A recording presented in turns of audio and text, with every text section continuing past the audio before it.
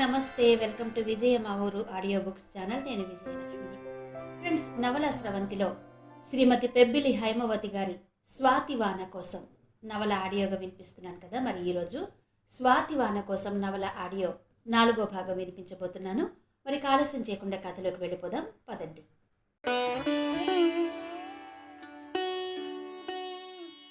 జానకి చేతుల్లో నుండి శశిని లాక్కుంటూ, ఏంటక్కయ్యా ఇది? చిన్నపిల్లలకి ఇప్పటి నుంచే పెళ్లి మాటలేంటి అసహ్యంగా? ఇప్పుడంటే అన్నావు కానీ ఇంకెప్పుడు ఇలాంటి మాటలు నా ముందు మాట్లాడకు అంటూ కొడుకును పట్టుకుని చిట్లించుకున్న ముఖంతో చరచర అక్కడి నుంచి వెళ్ళిపోయింది కమల. తను చెప్పిన వార్త విని తోటికోడలు సంతోషపడుతుందని ఆశించిన జానకి ఆమె మాటలు విని అవాక్కయింది. తన కొడుకుని పెంపకానికి తీసుకువెళుతూ చేసిన వాగ్దానానికి ఇప్పుడు కమల అన్న మాటలకు ఏమాత్రం పొంతన లేకపోవడం జానకిని ఎంతో విస్మయపరిచింది. చిన్ననాటి నుండి తన తమ్ముడు హరి తాను కలిసి పెట్టుకున్న ఆశలు కలలు ఇలా కుప్ప కూలినట్టు కావడం జానకి భరించలేకపోయింది. ఈ మాట వింటే హరి కూడా చాలా బాధపడతాడు అనుకుంది. ఎందుకంటే బాచి హరిల అనుబంధం రామచంద్రకి తెలియంది కాదు. తాను తన కొడుకును పెంపకానికిచ్చి తప్పు చేశానా అని బాధపడింది ఒక్క క్షణం. జాలిగా అక్కడే ఉన్న భర్త వంక, తండ్రి వంక, భాస్కర్ వంక చూస్తూ మెల్లగా అక్కడి నుంచి లేచి వెళ్ళిపోయింది. భాస్కర్ కమల చేసిన తప్పేదో తానే చేసినట్టు సిగ్గుతో కుంచుకుపోయాడు. మేనమామ వంక, అన్నగారి వంక చూడలేక తల వంచుకున్నాడు. చెల్లెలి కొడుకు బాచి అంటే మొదటి నుంచి ఎంతో వాత్సల్యం కల ఆదిశేషు ఓదార్పుగా భాస్కర్ భుజం తట్టి, వస్తాన్రా బాచి, చిన్నపిల్ల ఏదో తెలియక అన్నది, నువ్వు అలా బాధపడకు అన్నాడు. రామచంద్ర వంక చూస్తూ, జానకిని కాస్త ఓదార్చరా, నాన్న బయటకు వెళ్ళినట్టున్నాడు, వచ్చాక చెప్పు, హరికి కూతురు పుట్టిన సంగతి అంటూ బయటకు వెళ్ళిపోయాడు. అతడు వెళ్ళిపోయాక అన్నగారి చేతులు పట్టుకుని, సారీ అన్నయ్య, కమల ప్రవర్తనకు చాలా సిగ్గుపడుతున్నాను నేను. వదినతో మాట్లాడేందుకు ముఖం చెల్లడం లేదు నాకు. ఎంత బాధపడుతుందో ఏమో, వెళ్ళి సముదాయించు అన్నాడు భాస్కర్ దిగులుగా. ఈ విషయంలో భార్య ఎంత ఆశలు పెంచుకుందో రామచంద్రకు తెలియంది కాదు. ఈనాడు కమల నుండి ఇంత వ్యతిరేకత ఎదుర్కోవలసి వస్తుందని అతడు కూడా ఊహించలేదు.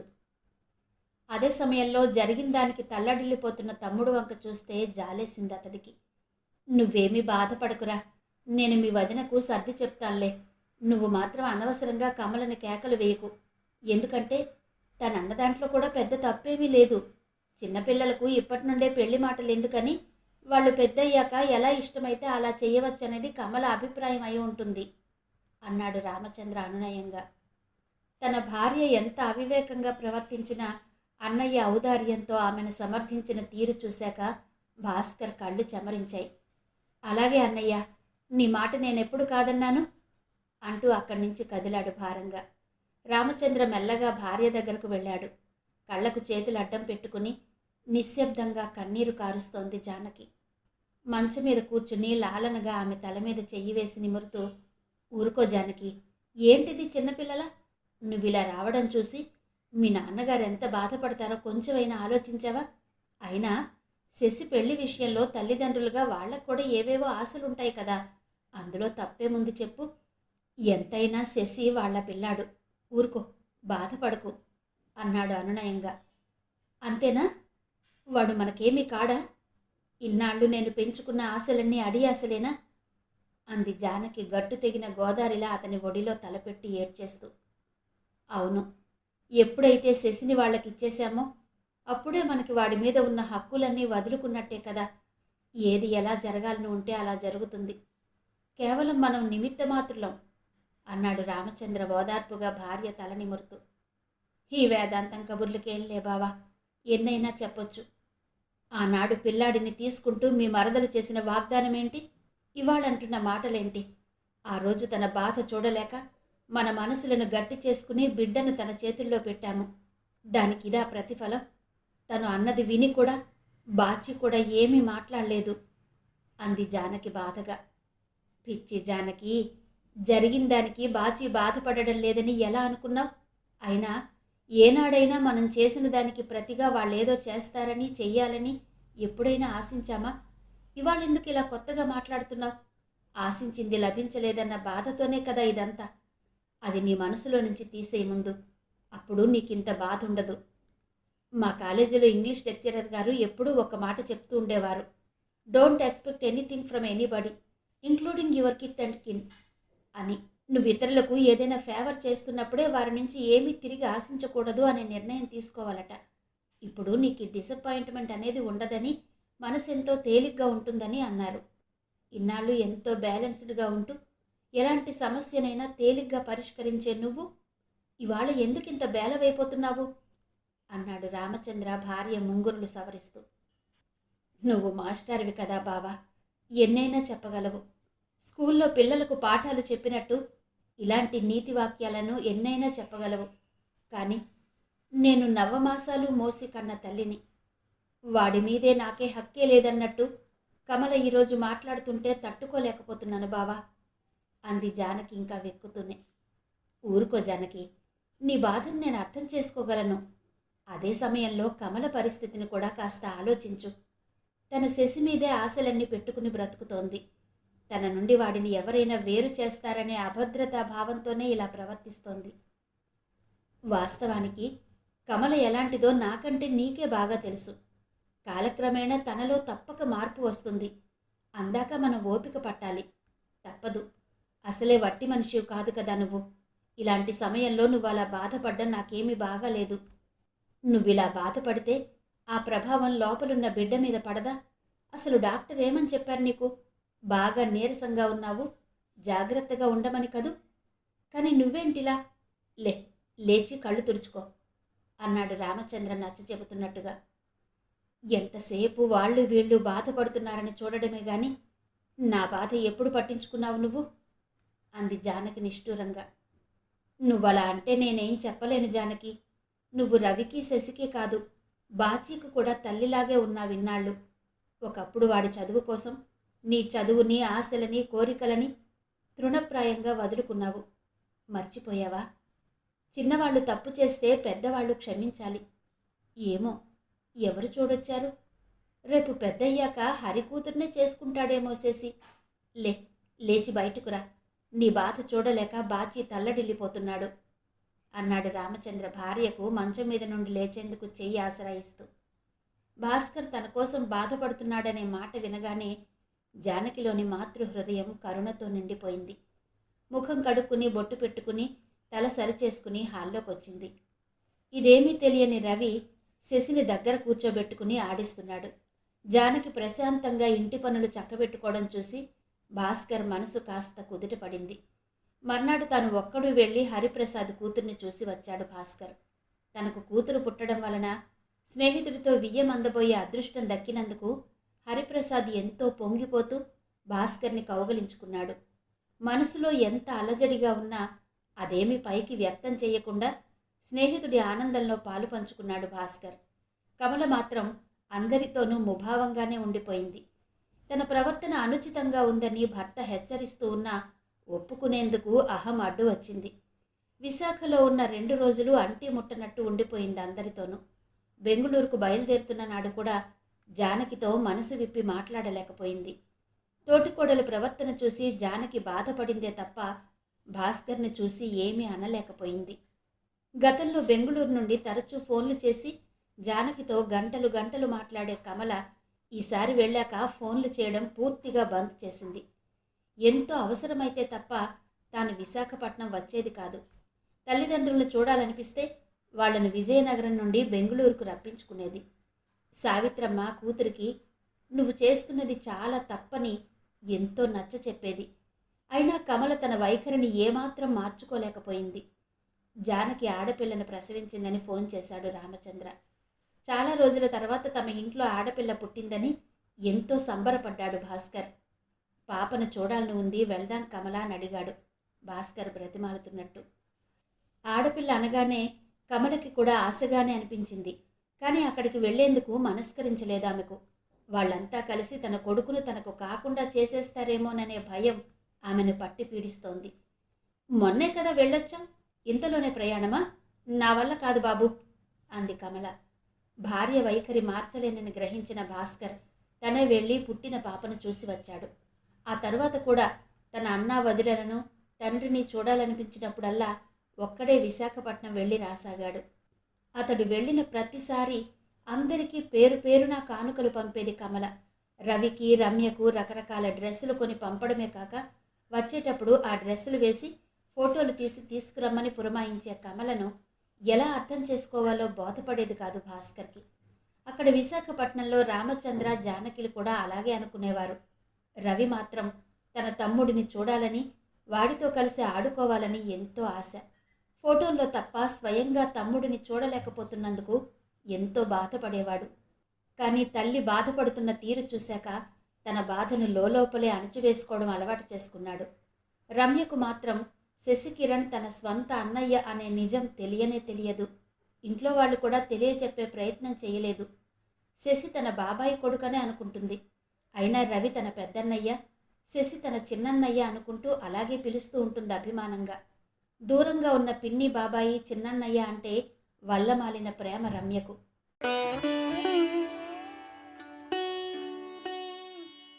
హరిప్రసాద్, భాస్కర్లు విడని జంటలా ఎలా ఉండేవారో అదే మాదిరిగా హారిక, రమ్యలు ఎంతో స్నేహంగా ఉంటూ అటు హరిప్రసాద్ కుటుంబంలోనూ ఇటు రామచంద్ర కుటుంబంలోనూ వెన్నెలలు నింపసాగారు. రమ్య గలగల పారే సెలయేరు లాంటిదైతే హారిక నిండు నది లాంటిది. చాలా విషయాల్లో ఇద్దరూ భిన్న ధృవాల్లా కనిపించిన ఒకరంటే ఒకరికి పంచ ప్రాణాలు. దేహాలు వేరైనా మనసు ఒకటే అన్నట్టుంటారు. చదువులోనూ ఆటపాటల్లోనూ వారిద్దరికీ సాటి పోటీ ఎవరూ లేరన్నట్టుగా ఉంటారు. Harika 10th class, Ramya 9th class చదువుతున్నారు. ఇద్దరూ రామచంద్ర పనిచేసే స్కూల్లోనే చదువుతున్నారు. ఆ ఇద్దరే కాదు, రవి కూడా అదే స్కూల్లో చదివాడు. పిల్లల్లో ప్రతిభ ఉంటే ఎక్కడైనా రాణిస్తారు అనేది రామచంద్ర నిశ్చితాభిప్రాయం. అతడి ఆలోచనలకు అనుగుణంగానే రవి, రమ్య, హారికలు అక్కడే చదువు కొనసాగించారు. రవి మంచి మార్కులతో 10th పాస్ అవడమే కాక ఎంసెట్లో మంచి ర్యాంకు సంపాదించి బీటెక్, ఎంటెక్ పూర్తి చేసి గీతం కాలేజీలో లెక్చరర్గా జాయిన్ అయ్యాడు. అతడికి ఉద్యోగం రావడంతోనే పెళ్లి కూడా జరిపించారు. ఆ పెళ్లికి చాలా సంవత్సరాల తర్వాత భాస్కర్, కమలతో పాటు శశికిరణ్ రావడం జానకిని ఎంతో ఆనందపరిచినా ఆ పెళ్లిలో కమల ప్రవర్తించిన తీరు జానకి మనసును ఎంతో కలచివేసింది. కన్న కొడుకుని పరాయివాడిలా దూరం నుంచి చూసి ఆనందించే పరిస్థితి వచ్చినందుకు లోపలే కుమిలిపోయింది.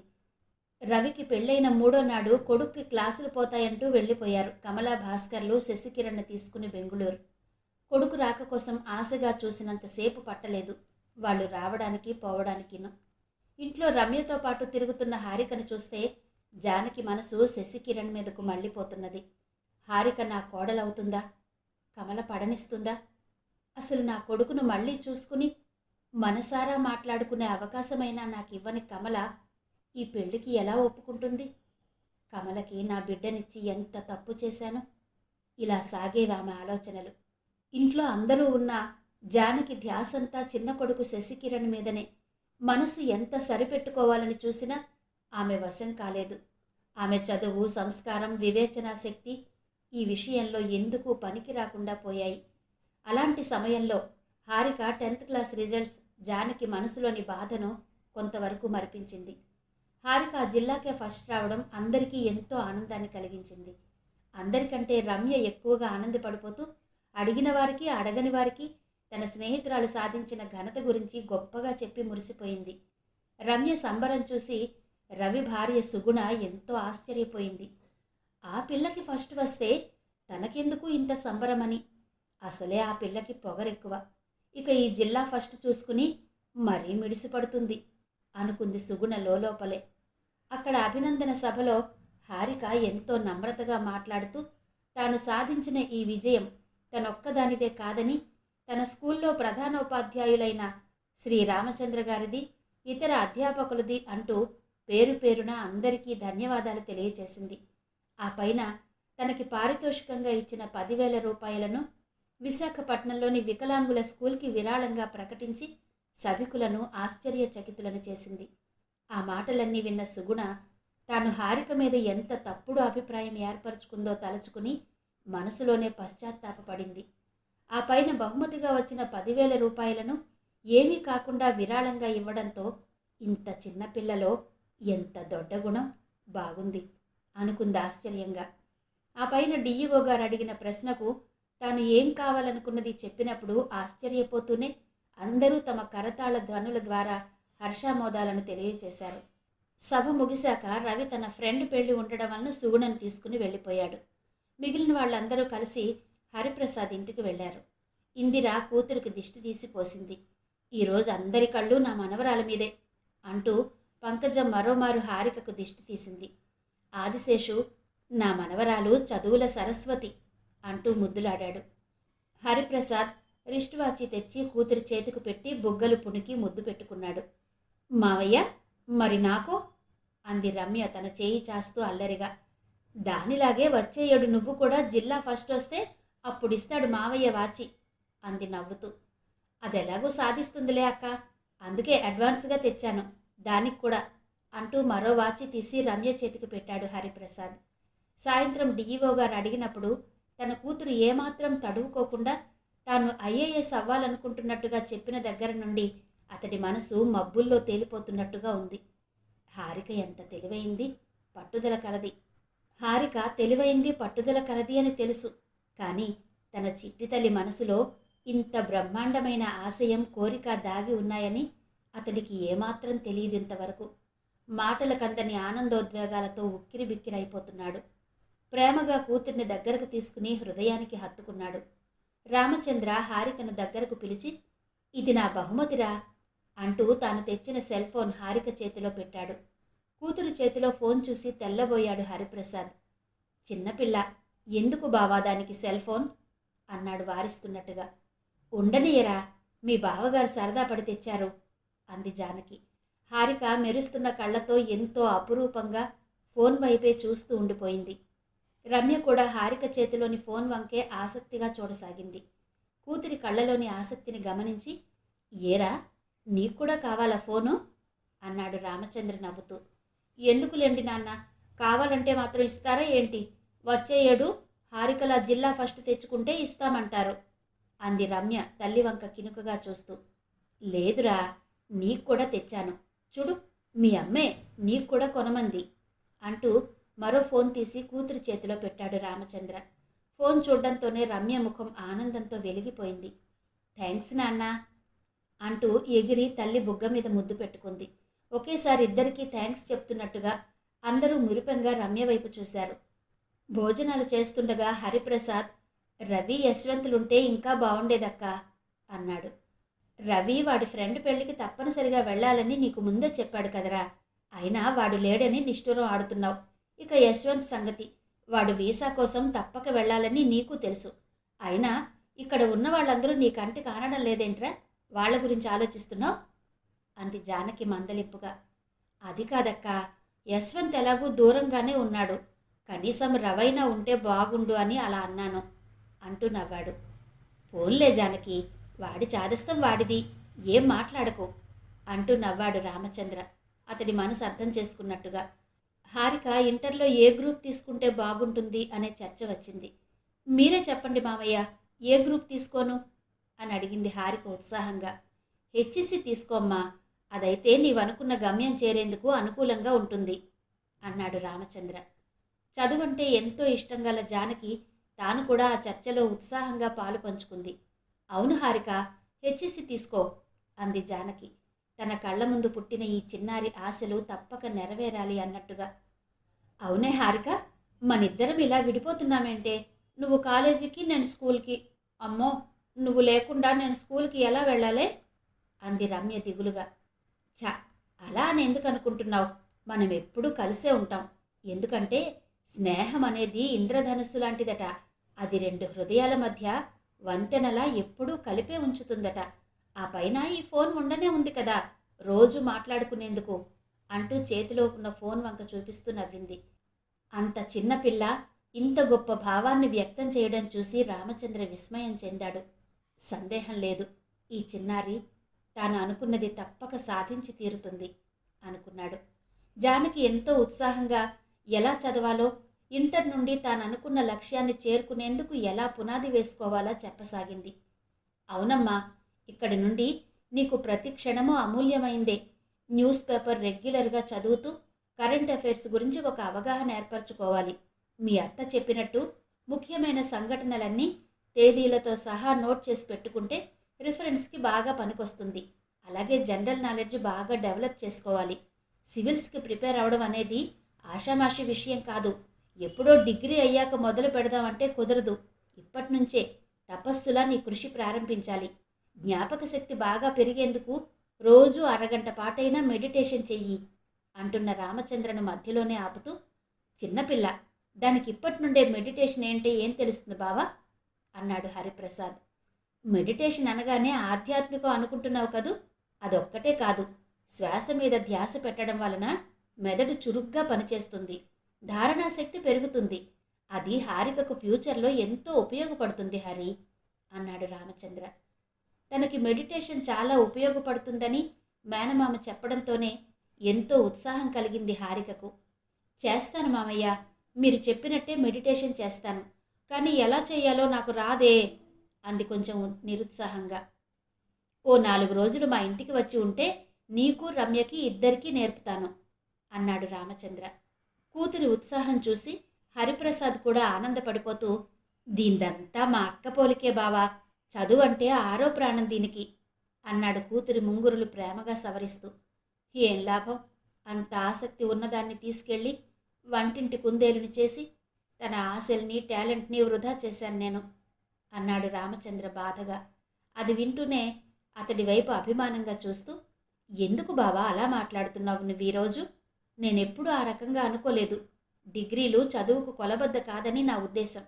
నీ సాహచర్యంలో ఎన్నో నేర్చుకున్నాను, ఎంతో విజ్ఞానాన్ని సంపాదించాను.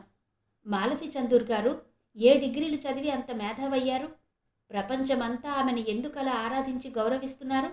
ఒకప్పుడు ఆంధ్రప్రభలోను, నిన్న మొన్నటి వరకు స్వాతిలోను ఆమె ఇచ్చే జవాబుల వలన ఎంతోమంది ప్రభావితులై మంచి మంచి రచనలు చేసి సమాజానికి అందించారు. నీ దృష్టిలో డిగ్రీయే చదువుకు కొలబద్దయితే నేను కూడా ఎంఏ పాస్ అయ్యి ఈరోజు జూనియర్ కాలేజీలో లెక్చరర్గా చేస్తున్నాను, చాలదా అంది ఆరాటంగా భర్త వంక చూస్తూ జానకి.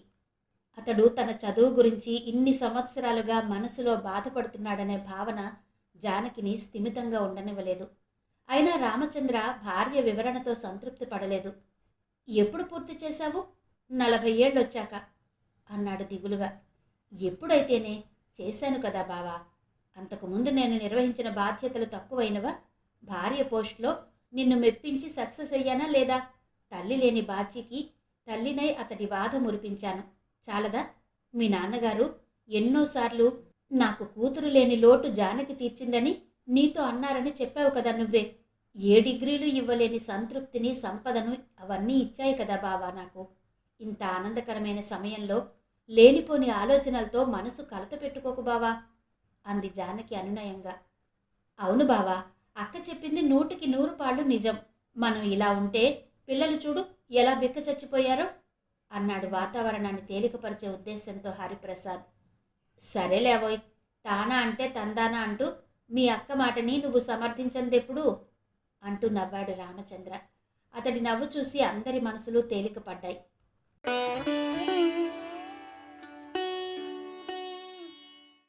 చూస్తుండగానే హారిక ఇంటర్ పూర్తి చేసి డిగ్రీలో జాయిన్ అయింది. రమ్య ఇంటర్ సెకండ్ ఇయర్లోకి వచ్చింది. ఆదిశేషు, పంకజాలు ఒకరి తర్వాత ఒకరు ఈ లోకం నుండి నిష్క్రమించారు. తల్లిదండ్రుల ఎడబాటుతో దిక్కుతోచని పక్షిలా అల్లాడిపోతున్న హరిప్రసాద్ని జానకి, రామచంద్రలు తల్లిదండ్రులై ఊరడించారు. ఆ పైన భాస్కర్ అనునయ వాక్యాలతో తిరిగి అతడిని మనుషుల్లో పడేలా చేసింది. హారిక రామచంద్ర చెప్పినట్టే చాలా సీరియస్గా చదువుతోంది. ఏ చిన్న విశేషం కనిపించినా దాన్ని కూలంకషంగా అధ్యయనం చేసి తన మెదడులో నిక్షిప్తం చేసుకుంటోంది. సుగుణ కూడా జానకితో పాటు హారికకు అవసరమైన సమాచారాన్ని సేకరించడంలో ఉత్సాహంగా పాలు పంచుకుంటోంది. హారిక ఏ కాస్త సమయం చిక్కినా మేనత్త గారింటికి వెళ్ళి రమ్యతో కాసేపు గడిపి రిలాక్స్ అవుతోంది. అదే సమయంలో చదువులో తన పురోగతి గూర్చి ఎప్పటికప్పుడు జానకితో చెబుతూ ఆమె సలహాలు తీసుకుంటోంది. రమ్య తన స్నేహితురాలితో సరదాగా గడుపుతున్నప్పటికీ ఆమె చదువుకి ఎటువంటి ఆటంకం లేకుండా చూసుకోసాగింది. ఆ పైన రవి కూతురు కావ్య ఆటపాటలతో ఎవ్వరికీ పొద్దే తెలియడం లేదు. ఆ రోజు ఆదివారం కావడంతో రమ్యతో కాసేపు గడిపి వద్దామని మేనత్తగారింటికి వెళ్ళింది హారిక. ఆమెను చూస్తూనే, రావే హారిక, నీకోసమే చూస్తున్నాను, ఇంకా రాలేదేంటా అని అంది జానకి ఉత్సాహంగా. ఏంటత్తా విశేషం అంది హారిక ఆసక్తిగా. విశేషమేం లేదులేవే, నిన్న హిందూలో ఓ ఆర్టికల్ పడింది, అది నువ్వు చూసావో లేదోనని కట్ చేసి ఉంచాను అంటూ పేపర్ కటింగ్ హారిక చేతికిచ్చింది జానకి. సుప్రీంకోర్టు జడ్జిగా పనిచేసి రిటైర్ అయిన మార్కండేయ గారు రాసిన ఆర్టికల్ అది. ఆయన ప్రెస్ కౌన్సిల్ ఆఫ్ ఇండియాకు చైర్పర్సన్గా కూడా పనిచేశారు. ఇలాంటివన్నీ చదివితే నీకు మన దేశం గురించి సమగ్రమైన అవగాహన వస్తుందని మీ మామయ్య కూడా అన్నారు అంది జానకి. అలాగా అంటూ ఆ కటింగ్ తీసుకుని చదవసాగింది. 100 సంవత్సరాలు హిందూ ముస్లింలు అన్నదమ్ముల్లా స్నేహంగా ఉండేవారు. ఒకరి పండుగల్లో ఒకరు ఉత్సాహంగా పాలు పంచుకునేవారు అని రాశారు. మొఘలాయులు మన దేశం మీదకి దండయాత్రకి వచ్చినప్పుడు మన దేవాలయాలను నాశనం చేసిన మాట వాస్తవమే. కానీ తర్వాత వచ్చిన పాలకులు మత సామరస్యాన్ని పాటించారు. వారిలో ప్రముఖంగా చెప్పుకోవలసిన వ్యక్తి అక్బర్ పాదుషా. అతడు హిందువులను గౌరవించడమే కాదు, సంబంధ బాంధవ్యాలు పెంచుకున్నాడు. హిందూ రాజకుమార్తెను తన పట్టపురాణిని చేసుకున్నాడు. అశోకుడు లాంటి పాలకుడు ప్రపంచంలో ఎక్కడా లేడని ప్రశంసించాడు. మంచి ఎక్కడున్నా అనుసరణీయమే అన్నాడు. కానీ వ్యాపార నిమిత్తం మన దేశం వచ్చిన ఆంగ్లేయులు సంస్థానాల మధ్య, రాజుల మధ్య తగవులు పెట్టి పెంచి పోషించి ఏదో పక్షానికి కొమ్ము కాసి వాళ్లకి సాయం చేసినట్టు నటిస్తూనే మొత్తం మన దేశాన్ని కైవసం చేసుకున్నారు. 1857లో ప్రథమ స్వాతంత్ర సంగ్రామంలో బ్రిటిష్ పాలకులకు వ్యతిరేకంగా ఝాన్సీ రాణి నాయకత్వాన హిందూ ముస్లింలు కలిసి పోరాడారు. యుద్ధంలో విజయం సాధించలేకపోయినా బ్రిటిష్ పాలకులను గడగడలాడించారు. వారి పాలన సుస్థిరంగా ఉండాలంటే 2 మతాల మధ్య చిచ్చు పెట్టడం ఒకటే దారి అనుకున్నారు. అలా విభజించి పాలించు అన్న పాలసీని వాళ్ళు మన దేశం విడిచి వెళ్లే వరకు అనుసరించారు. రహస్యంగా పండిట్జీలను పిలిపించి వాళ్లకు పెద్ద మొత్తాల్లో ధనాన్ని ఇచ్చి హిందూ వేదికల మీద ముస్లింలు చెడ్డవారని, మన మతాన్ని దేవాలయాలను ధ్వంసం చేశారని, వారు మన శత్రువులని ప్రచారం చేయమన్నారు. అలాగే మౌల్వీలను రహస్యంగా పిలిచి వారికి డబ్బిచ్చి హిందువులను అదే రకంగా విమర్శించమని చెప్పారు.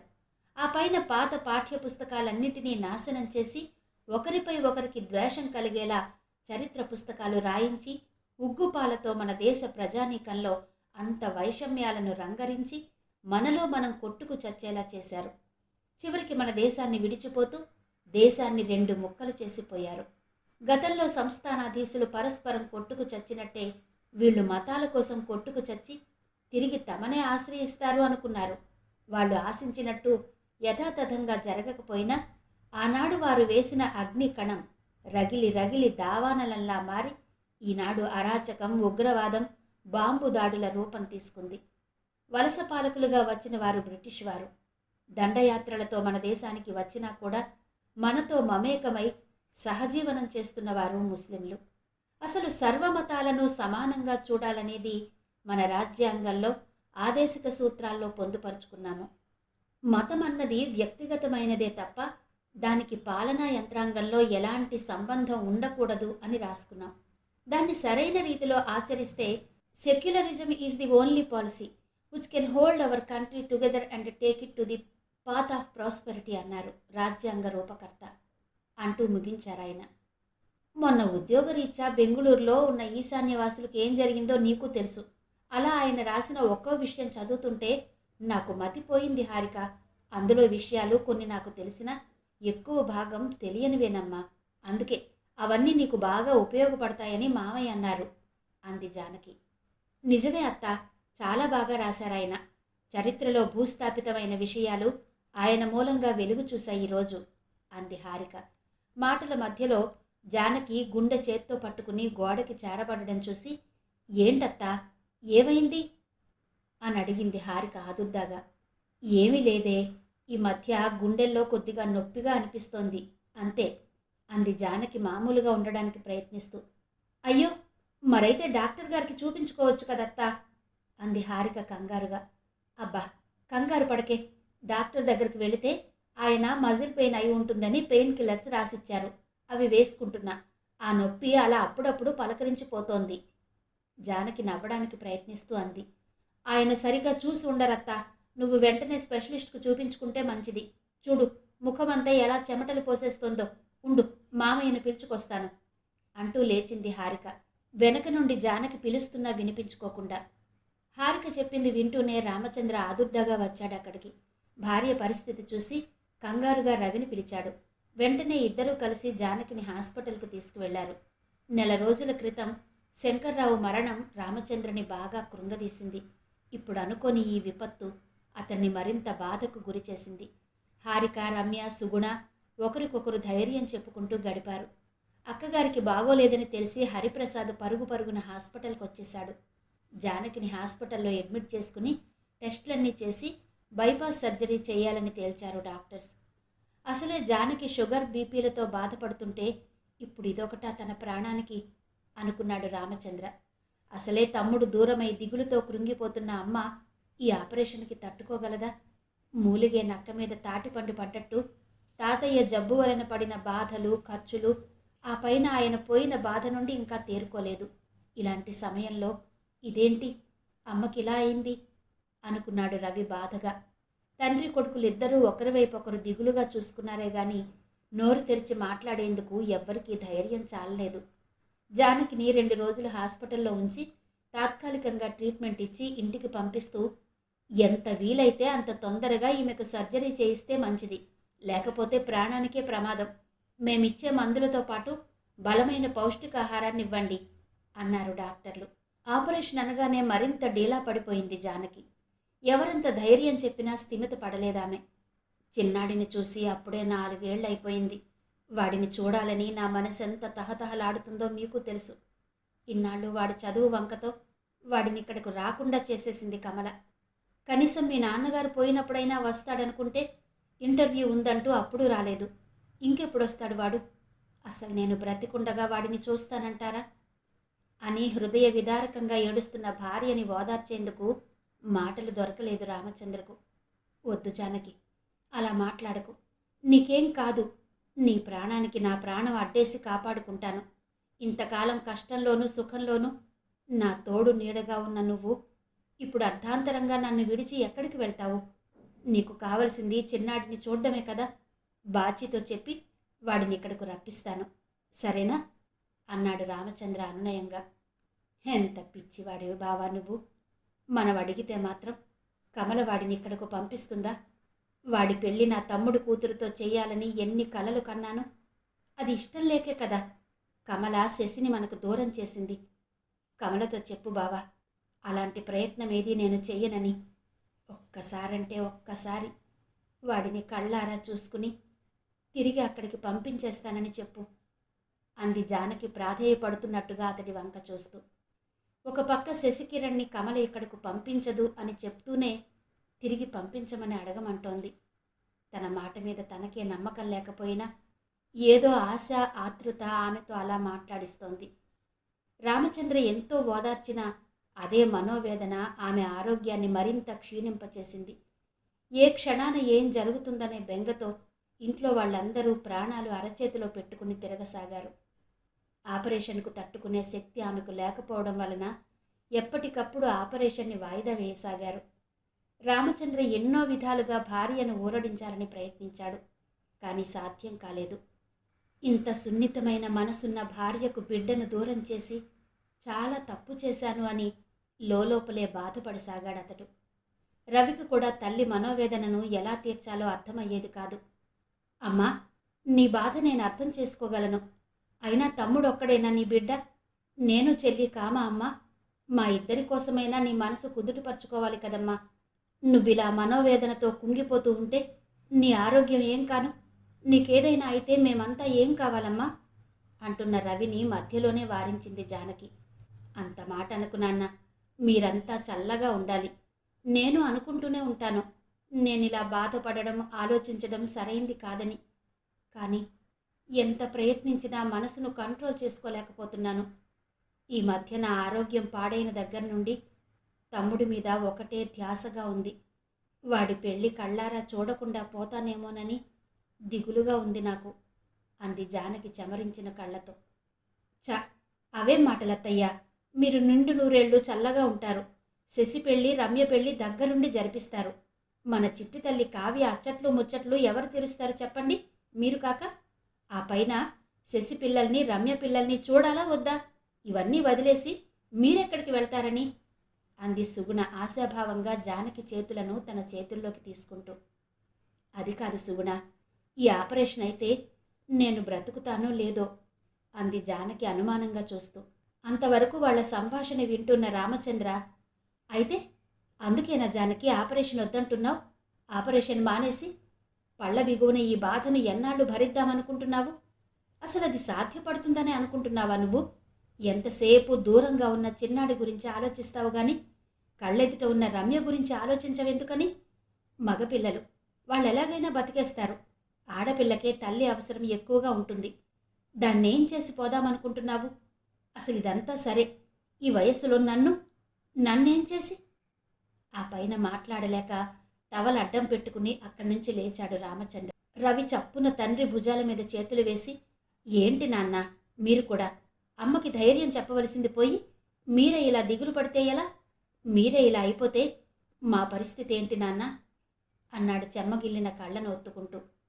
ఏం చెయ్యనురా, రోజు రోజుకి కృషించిపోతున్న అమ్మను చూస్తుంటే నా కాళ్ళు చేతులు ఆడటం లేదురా అన్నాడు రామచంద్ర బేలగా చూస్తూ. అత్తయ్య గారికి ఏం కాదు మావయ్య గారు, ఆపరేషన్ అయిపోతే అంతా నార్మల్ అయిపోతుంది, నాకు ఆ నమ్మకం ఉంది అంది సుగుణ. అంత డబ్బు ఇప్పుడు ఎక్కడి నుంచి తెస్తారమ్మా? రవి నిన్నగాక మొన్న ఉద్యోగంలో జాయిన్ అయ్యాడు. మీ మావయ్య గారి రిటైర్మెంట్ బెనిఫిట్స్లో చాలా భాగం తాతగారి జబ్బు కోసం ఖర్చు అయింది. మిగతాది ఇదిగో ఈ ఏడాదిగా నేను ఇలా హాస్పిటల్లో జాయిన్ అయినప్పుడల్లా వేలకు వేలు ఖర్చు అయిపోతూనే ఉన్నాయి. ఇప్పుడు ఆపరేషన్కు లక్షలు కావాలంటున్నారు. ఎక్కడి నుంచి తెద్దాం అంది జానకి దీనంగా. మీ అబ్బాయి ఆఫీసులో ఏవో లోన్లు పెట్టి డబ్బు తెస్తానంటున్నారు. ఆ పైన నా నగలున్నాయి, అమ్మేద్దాం. అవి చాలకపోతే చిన్న మావయ్య గారిని అడుగుదాం. ప్రాణం కంటే ఏది ఎక్కువ కాదు కదా అంది సుగుణ. అవునమ్మా, అలా చేద్దాం. నీకంటే మాకు ఏది ఎక్కువ కాదు అన్నాడు రవి. వద్దురా, చస్తానో బ్రతుకుతానో తెలియని నా కోసం ఇంత డబ్బు వృధా చేయకండి అంది జానకి ఆయాసపడుతూనే. వద్దు జానకి, నా ముందెప్పుడు అలాంటి మాటలు మాట్లాడకు. రేపే బాచీకి ఫోన్ చేస్తాను. మనమింత కష్టంలో ఉంటే చూస్తూ ఊరుకొడువాడు అన్నాడు రామచంద్ర. బాచీని డబ్బడుగుతారా? వద్దు, కమల తీరు చూశాక వాళ్ళని అడగడం నాకు ఇష్టం లేదు అంది జానకి కళ్ళు తుడుచుకుంటూ. ఆ పరిస్థితుల్లో కూడా తల్లి తన ఆత్మాభిమానాన్ని వదులుకోకపోవడం గమనించిన రవి, పోన్లే నాన్న, అమ్మకి ఇష్టం లేని పని మనం ఎందుకు చెయ్యాలి? మనమే ఏవో తంటాలు పడదాం అన్నాడు. కొడుకు మాటలకు అవునని గాని కాదని గాని అనకుండా మౌనంగా అక్కడి నుంచి లేచి వెళ్ళిపోయాడు రామచంద్ర. దాదాపు 40 ఏళ్లు ఉద్యోగం చేసి సంపాదించిన ఈరోజు అవసరానికి మరొకరి ముందు చేయి చాచాల్సిన పరిస్థితి రావడం అతడికి చాలా బాధగా ఉంది.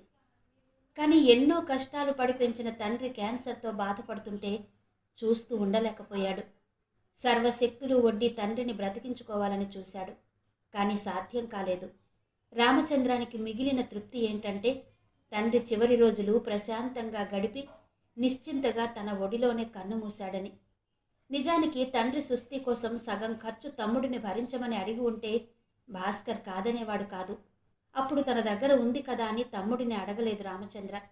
అక్కడికి భాస్కర్ ఎంతో కొంత అప్పుడప్పుడు తండ్రి కోసం పంపాడే గాని అన్నయ్యకు ఎంత ఖర్చు అవుతుంది, అంత డబ్బు ఎలా సర్దుబాటు చేస్తున్నాడు అని అతడు కూడా ఆలోచించలేదు. అన్నదమ్ముల మధ్య ఎలాంటి భేదాభిప్రాయం లేకపోయినా రామచంద్ర మనసు విప్పి చెప్పకపోవడం వలన ఈరోజు లేని ఇబ్బంది కొని తెచ్చుకున్నట్టయింది అతడికి. బాగా ఆలోచించిన మీదట తమ్ముడికి విషయం చెప్పి డబ్బు సర్దుబాటు చేయమని అడుగుదామనే నిర్ణయానికి వచ్చాడు రామచంద్ర.